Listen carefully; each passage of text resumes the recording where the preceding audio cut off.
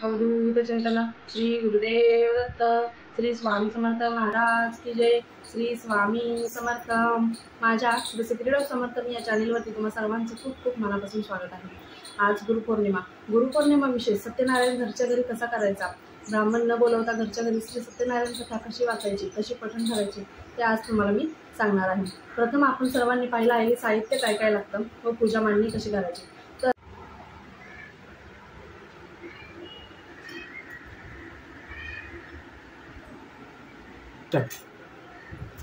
ओम गोविंदाय नमः। ओम गोविंदाय नमः। ओम गोविंदाय नमः। ओम गोविंदाय नमः। गोविंदाय नमः। श्री सत्यनारायण व्रत कथा।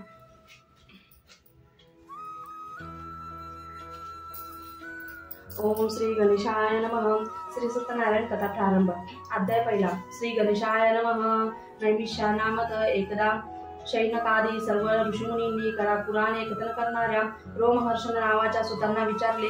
ऋषी म्हणाले, मुनिश्रेष्ठा, इच्छित फलप्राप्ती व्रताने किंवा कोणत्या तपश्चर्याने ते पुण्य पूर्णपणे श्रवण करावे अशी आमची इच्छा आहे, तरी ते आपण सांगावे। सुत म्हणाले, भगवान कमलापती विष्णू यांनी देवर्षी नारदांनीच हे विचारले होते, तेव्हा भगवंतांनी देवर्षींना जसे सांगितले तसेच आपण सर्वांनी शांतपणे लक्ष लावून श्रवण करावे। सुत गोष्ट सांगतात, एकदा भक्तियोगी नारद परोपकार करणाऱ्या इच्छेने निरनिराळ्या लोकी संचार करीत मृत्यू लोके आले। तेव्हा स्वकर्माच्या प्रभावाने नाना योनीनं जन्म पावून अनेक प्रकारचे क्लेश भोगणारे व संतस्त्र असे सर्व लोक पाहून कोणत्या उपायाने या लोकांचा दुःख खात्रीने नष्ट होईल याचा मनात विचार करीत ते पुढे विष्णुलोकी वैकुंठात गेले। तेथे शुक्लवर्ण 4 हात असलेल्या व शंख, गदा, चक्रा व पद्म तसेच कंठात वनमालेने विभूषित अशा नारायण देवादेवांचे दर्शन घेऊन त्यांनी त्यांची स्तुती करण्यास प्रारंभ केला। नारद म्हणाले, वाचा व मन, शब्द व कल्पच्या मनात काय आहे ते सर्व सांग, मी त्याचे उत्तर तुला देईन। तेव्हा नारद म्हणाले, मृत्यू लोकात सर्व लोक नाना जीवकोटीतून जन्म पावून आपापल्या पापकर्मांची फळे भोगत नाना प्रकारच्या दुःखात पिचत आहेत व क्लेश पावत आहेत। तेव्हा हे नाथा, जर आपली मजवर कृपा असेल तर त्यांच्या दुःखांचा स्वल्प अशा कोणत्या उपायाने उपमर्श होईल तो उपाय सांगावा, माझी तो श्रवण करण्याची इच्छा आहे।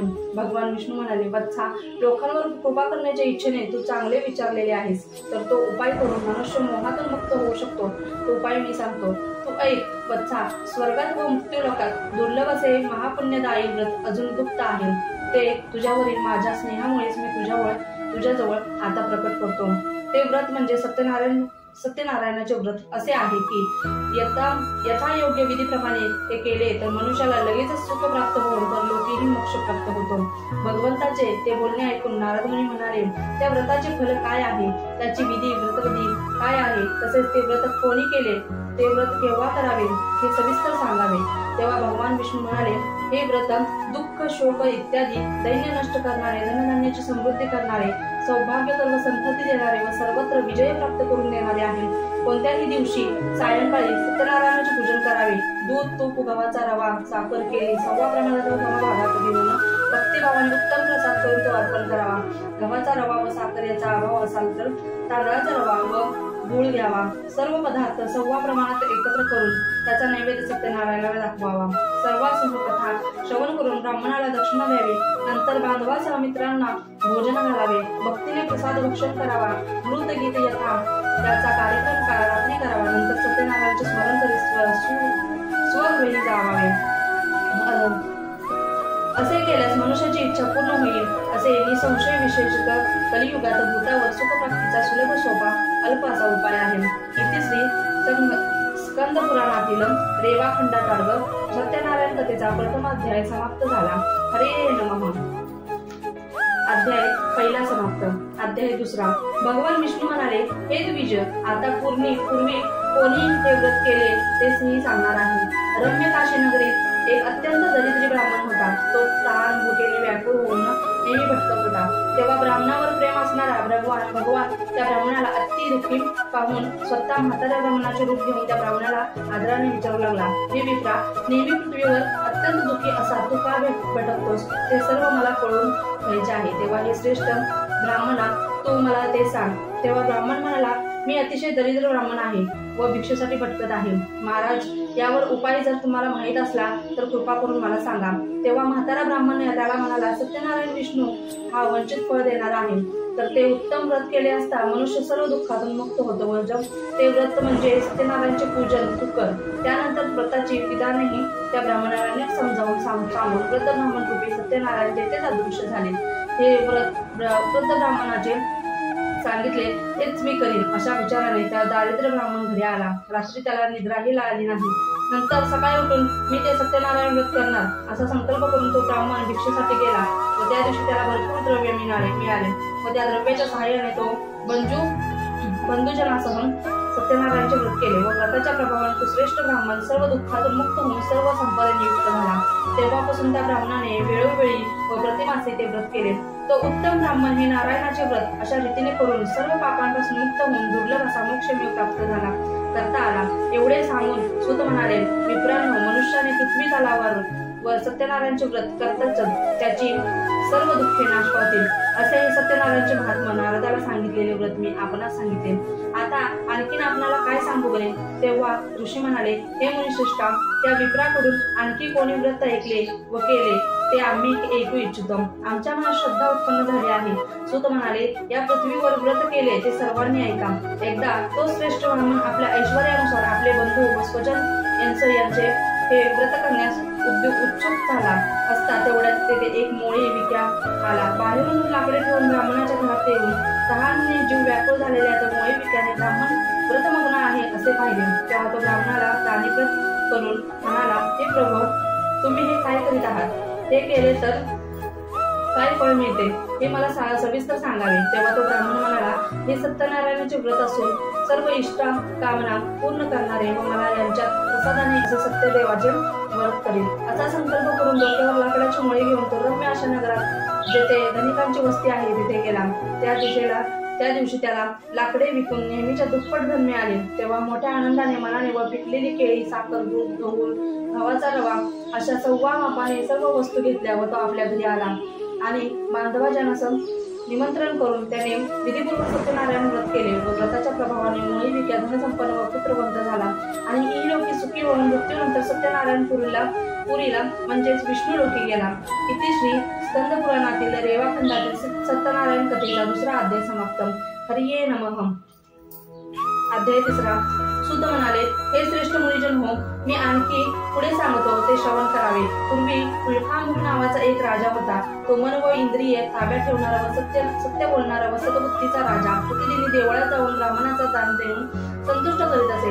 त्याची भार्या ही सुंदर, शीलावती व कमलवदना होती. एकदा नदी तीरावर तो सत्यनारायण व्रत करीत होता. त्यावेळी व्यापारासाठी भरपूर द्रव्य व सामग्री घेऊन एक साधू नावाचा वाणी तेथे आला. आपली नौका तीरावर आणून ठेवून तो साधू वाणी राजाजवळ गेला व व्रत करणाऱ्या राजाला पाहून त्याने विनम्रपणे विचारले. साधू म्हणाला, महाराज, भक्तिभावाने चित्त भरून ऐकून आपण हे करीत आहोत ते आम्हाला ऐकवायचे आहे. आपण ते उघडपणे सांगावे.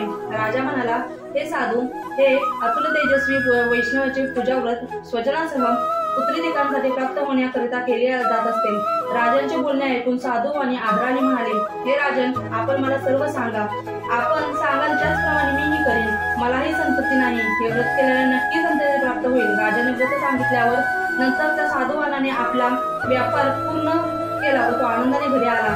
त्याने आपल्या पत्नीला संततदायी व्रत संपूर्ण सांगितले व जेव्हा संतती प्राप्त होईल तेव्हा मी हे व्रत करीन असे साधू आणि लीलावती नावाचं आपल्या पत्नीला म्हणाला.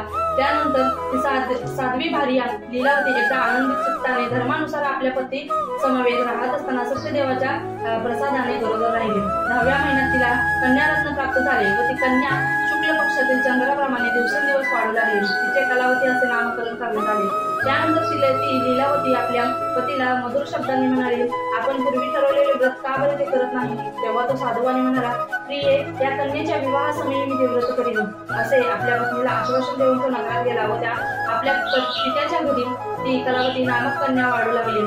आपली कन्या विवाहयोग्य झाली आहे पाहून धर्मवेत्ता साधूवानीने आपल्या मित्रासह विचार करून आपल्या दूताला नगरात पाठवले व आपल्या कन्येच्या विवाहासाठी श्रेष्ठ वर शोधावा असे सांगितले. त्यांच्या आज्ञेप्रमाणे तो दूत कंचन नामक नगरात गेला. त्या नगरातून तो दूत एका वाण्याच्या पुत्र्याला घेऊन चाला. त्या सुंदर सद्गुणी वाणी पुत्रीला पाहून साधू आणि संतुष्ट चित्ताने जातीतील व बांधवातील आपल्या इष्टमंडळीसह त्यानंतर वाणीपुत्राला आपल्या कन्येचे विधिपूर्वक दान देता आले. दुर्दैवाने त्याला कन्येच्या विवाहासमयी सुद्धा त्या उत्तम व्रताचे विस्मरण झाले. त्यामुळे सत्यनारायण प्रभू त्याच्यावर रुष्ट झाले. त्यानंतर आपल्या व्यापार उद्योगात कुशल असा योग्य साधूवानेही कालप्रेरित होऊन आपल्या जावयाचा व्यापारासाठी निघाला व लवकर समुद्राजवळ असलेल्या रत्नसार नावाचा रम्य पुरास गेला व श्रीमान जावयासह व्यापार करू लागला. ते चंद्रकेतू नावाच्या राजाच्या रमणीय नगरीत गेले. त्यावेळी प्रभू सत्यनारायण यांनी ते साधूवानी आपल्या प्रतिज्ञेपासून भ्रष्ट झाला आहे असे पाहून त्याला मोठे दारुण ते कठीण दुःख प्राप्त होईल असा शाप दिला. एके दिवस असे झाले की तेथे सासरे जावई दोन्ही व्यापारात उतरलेले होते. तेथेच राजाकडे धनाची चोरी करून एक चोर आला. आपल्या मागून धावत धावत दूर येत आहे असे पाहून भयभीत होऊन त्या चोराने ते धन तेच ठेवले व चटकन तेथे लपला.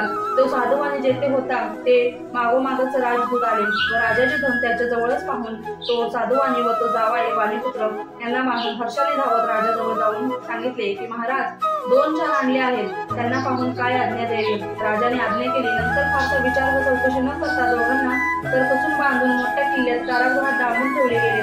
सत्यदेवाच्या मायेमुळे कोणीच या त्यांचे म्हणणेच ऐकून घेतले नाही व संवर्धन चंद्रकेतून राजाने खजिन्यात जमा केले. सत्यदेवाच्या शापाने साधूवाण्याच्या घरी जे काही धन होते ते सर्व चोरांनी लुटून नेले व त्यांची पत्नी लीलावती अतिशय दुःखी होऊन संकटे व व्याधीतून गांजून जाऊन तहान भुकेने पीडित होऊन अन्नाने भ्रांत करून घरोघरी भीक मागत भटकू लागली. कलावती ही रोज तशी सर्वत्र भटकू लागली व एके दिवस भुकेने व्याकुळ होऊन ब्राह्मणाच्या घरी गेली असता सत्यनारायण होतेचे व्रत चाललेले तिने पाहिले. तेथे बसून कथा श्रवण करून तिने मनोज्ञ नारायणाकडे वर मागितला व प्रसाद मिळाला. तो भक्षण करून तो घरी गेला. तिच्या आईने त्या कलावतीस प्रेमाने विचारले, मुली रात्री तू उशिरापर्यंत कुठे होतीस? तुझ्या मनात काय आहे? तेव्हा ती कलावती कन्या आईस लगेच म्हणाल्या, आई मी रात्री ब्राह्मणाच्या घरी इष्टसिद्धी देणारे व्रत पाहिले. ते मुलीचे बोलणे ऐकून मीनाकाची पत्नी आनंदाने सत्यनारायण पूजेच्या तयारीस लागली. तिनेच आपल्या आप्तबांधवासह सत्यनारायणाचे पूजन केले व पती व जावई आपल्या घरी लवकर परत यावेत. माझ्या पतीचे व जमातीच्या अपराध क्षमा करावेत असे सत्यदेवाची वारंवार प्रार्थना तिने केली व या व्रताचे नारायण प्रभू संतुष्ट झाले व चंद्रकेतू राजाला स्वप्नात दृष्टांत देऊन सांगितला की हे नृपश्रेष्ठा, उद्या सकाळी प्रथम तू बंदीतल्या 2 व्यापाऱ्यांना सोडून दे. ज्यांचे जे धन तू घेतलेले आहेस ते सर्व परत दे, नाही तर राज्य धनपुत्र यासह तुझा नाश करील. राजाला असे बोलणे सत्यनारायण अदृश्य झाले. राजाने नंतर सकाळी उठून स्वजनासह सभेत बसून सर्व लोकांना आपले स्वप्न सांगितले व बंदी केलेले वाणीपुत्र यांना मुक्त करा अशी आज्ञा केली. राजाचे वचन ऐकून सैनिकांनी व्यापाऱ्यांना मुक्त केले व राजासमोर त्यांनी उपस्थित करून म्हणले, महाराज बेड्यांच्या बंधनातून मुक्त केलेल्या वाण्याला व वाणीपुत्राला आणले आहे. तेव्हा नृपश्रेष्ठ चंद्रकेतूला या दोन्ही व्यापाऱ्यांनी नमस्कार करून पूर्वीचे सर्व वृत्तांत मनात येऊन भयभीत होऊन चकार शब्दही मुखातून काढला नाही. पण राजाने त्या दोघांना पाहून आदरपूर्वक म्हणले, दुर्दैवाने तुम्हाला मोठे दुःख प्राप्त झाले होते, पण आता तुम्हाला काही भय नाही असे म्हणून राजाने त्यांना बंधनातून मुक्त केले व शौर्य कर्मादित करून देऊन त्यांचे वस्त्रे अलंकार देऊन राजाने संतुष्ट केले व पुरस्कार आदी देऊन गोड भाषणानेही त्यांचा संतोष केले. ज्याचे धन त्यांना हरण केले व ते दुप्पट करून परत दिले व साधूवाण्याला व त्याच्या जावयाला आपण आता आपल्या घरी जावे असे सन्मानपूर्वक म्हटले. साधूवाने राजाला प्रणित करून म्हणाला, आम्हाला घरी जाणे शक्य नाही आहे, हे आपलीच कृपा होय. इति श्री स्कंद पुराणातील रेवाखंडातील सत्यनारायण कथेचा 3रा अध्याय समाप्त. हरे नमः. अध्याय 4. नमेशारण्यात सुत ऋषी पुढे म्हणाले, त्यानंतर साधू आणि ब्राह्मणाला धनदान देऊनही शुभाशीर्वाद प्राप्त करून आपली यात्रा करून आपल्या नगरात जाण्यास निघाला. तो साधू आणि थोडेशा अंतरावर गेल्यावर सत्यनारायण देवाने संन्यासी वेशात येऊन त्याला विचारले, तुझ्या नौकेत कोणता माल भरलेला आहे? तेव्हा त्या दोघा उन्मत्त वाण्याने खेळकाळीने हसून, का रे संन्यासा, तुला काय पडले? द्रव्य नेण्याची इच्छा आहे की काय? माझ्या नौकेत तर केवळ वेली व पाणी भरलेले आहे. त्यांचे कठोर भाषण ऐकून तुझे बोलणे खरे ठरून असे म्हणून संन्यासी त्यांच्या जवळून जरा दूर जाऊन समुद्र तीरावर थांबला व तो संन्यासी गेल्यावर साधू वाण्याने आपले नित्यकर्म आटोपले व नौकेकडे पाहिले तर त्यांनी वर आलेली दिसली. त्याला फारच आश्चर्य वाटले की नौकेत वेली व पालापाचोळाच भरला आहे. असे पाहता तो मूर्छा येऊन जमिनीवर पडला. नंतर शुद्धीवर आल्यावर चिंताग्रस्त झाला व त्यावेळी तो जावई त्याला म्हणाला, शोक कसला करता? संन्याशाने शाप दिलेला आहे, तो काहीही करू शकतो, यात काही संशय नाही. म्हणूनच आपण त्याला शरण जाऊया, आपल्या मनासारखे होईल. जावयाचे वचन ऐकून साधूवानी तेव्हा संन्याशाजवळ गेला व त्याला पाहून भक्तीने नमस्कार करून आदरपूर्वक म्हणाला, मी आपल्या समोर दुर्वचक बोललो, मला क्षमा असावी, असे म्हणून वारंवार त्याच्या पाया पडू लागला. तो फारच शोक करू लागला, तो रडत होता आहे. असं बघून संन्याशी म्हणाला, रडू नकोस, माझ्या पूजनाला विनमुख झालास. माझ्या आज्ञेने तुझ्या बुद्धीनेही तुला वारंवार दुःख प्राप्त केले. ते भगवंताचे वचन ऐकून स्तुती करण्यास उत्सुक होऊन साधूवानी म्हणाला, हे प्रभो, ब्रह्मदेवादिकम सर्व देव सुद्धा तुझ्या मायेने पुढे होतात, मूळ होतात व तुझे रूप गुण गातात जाणीत नाहीत, हे आश्चर्य होय. मग मी मूळ तुझ्या मायेने मोह पावलेला तुझा महिमा कसे बरे जाणून शकला?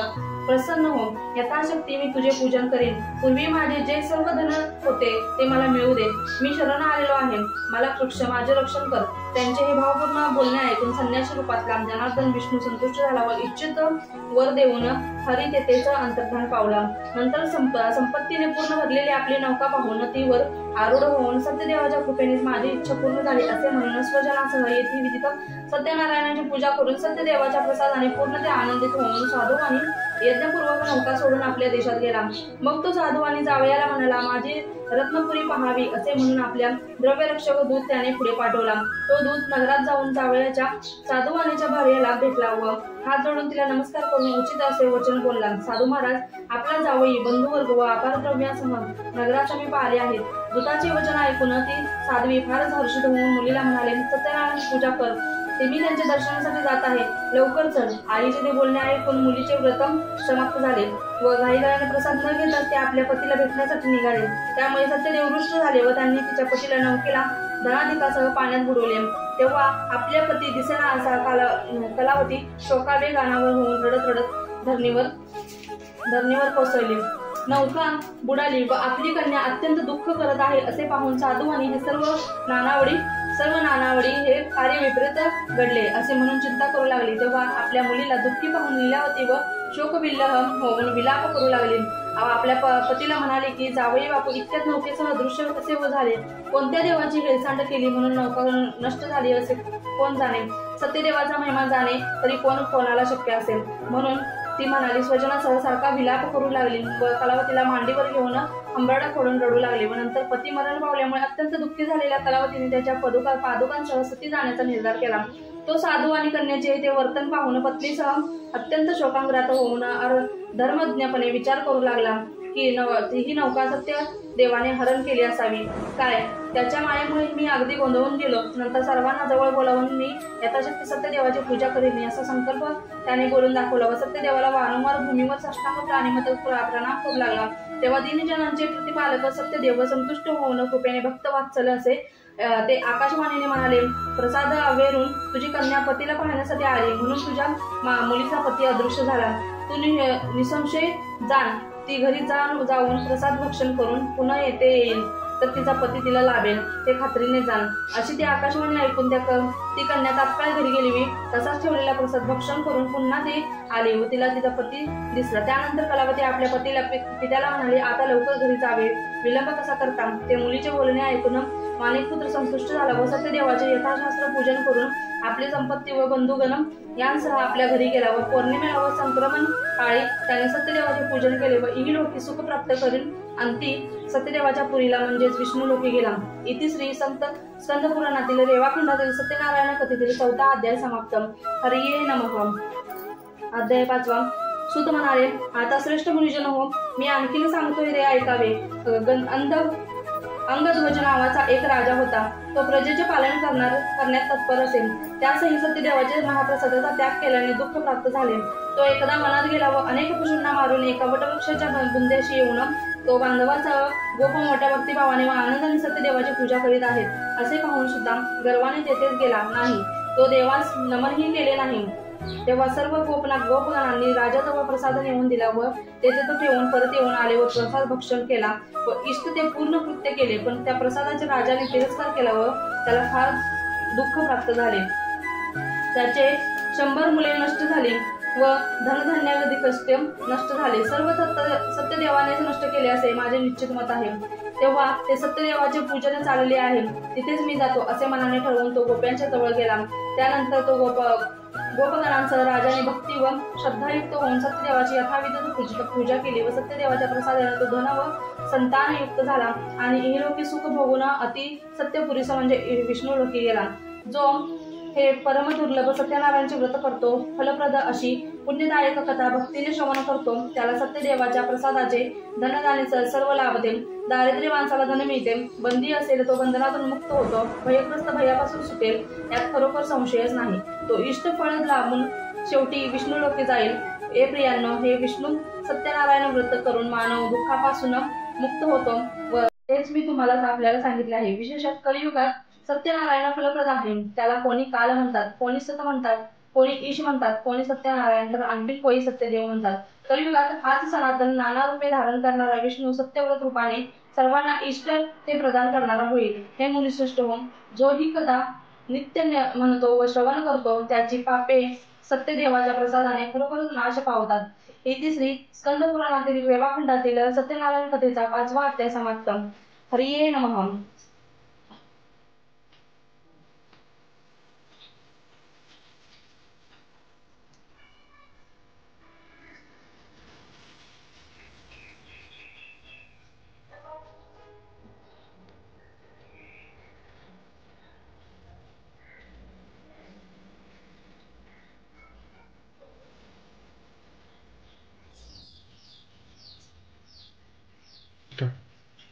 सुखकर्ता दुःखहर्ता वार्ता विघ्नाची पूर्वी प्रेम कृपा जयाची सर्वांगी सुंदर उक्षेंदुराची कंठी दैवे माळ मुक्ता फळाची. जय देव जय देव जय देव जय देव जय मंगलमूर्ती ओ श्री मंगलमूर्ती दर्शन मात्रे मन कामना पूर्ती. जय देव जय देव रत्न खचित पदरात गौरी कुमरा चंदनाची ओटी कुंकुम केशरा हिरे जडित अंकुट शोभतो बरा रुंजुंती नुपुरे चरणी घागरिया. जय देव जय मंगलमूर्ती ओ श्री मंगलमूर्ती दर्शन मात्रे मन कामना पूर्ती. जय देव जय देव लंबोदर पीतांबर फणीवर वंदना सरळ सोंड वक्रतुंड श्रीनयना दास रामाचा वटपाय सदना संकष्टी पावावे निर्वाणी रक्षावे सुरवर वंदना. जय देव जय मंगलमूर्ती ओ श्री मंगलमूर्ती दर्शन मात्रे मन कामना पूर्ती. जय देव जय देव जय जय दीन दयाळ सत्यनारायण देवा पंचाती ओवाळ श्रीपती तुझ भक्ती भावा. विधियुक्त पूजनी करित पुराण श्रवण परिमळ द्रव्यासहित पुष्पमाळ अर्पिणम. भूतयुक्त शंकरामिश्रित बोधं पूर्णं प्रसाद भक्षण करिता प्रसन्न तू नारायणं. शांतानंद विप्रे पूर्वी व्रत आचरिले द्रव्य रंजवणी अंती शांते मुक्तपदानिले. त्यापासून हे व्रत या कलियुगी सकळाकृत झाले भावा ते पुजता सर्वा इच्छित लाभले. साधे वर्षी संततीसाठी तुझला परातिले इच्छित पुरता मधांग होऊन व्रत आचरिले. त्या पापाने संकलित पडून दुःखनी भोगिले स्मृती होऊन आचारिता व्रत त्या दुःखाची उद्धारिले. प्रसाद विसरुनी पती बेटीला कलावती गेली शोभ तुझा होताची नौका उडाली. अंधज्वरानायस व्यापारी दुःख व्यापित आली मृतवार्ता श्रुतपुत्राची सत्संवत्सर करणी प्रकसरणी. पूर्णार्पपूजनी प्रसाद ग्रहण करिता सत्क्षणी पतीची नौका तरली देते कलावती नयनी. अंधज्वरानाई पूजा पुढे भेटती येऊनी ऐसा भक्ता संकट पावती तू चक्रपाणी.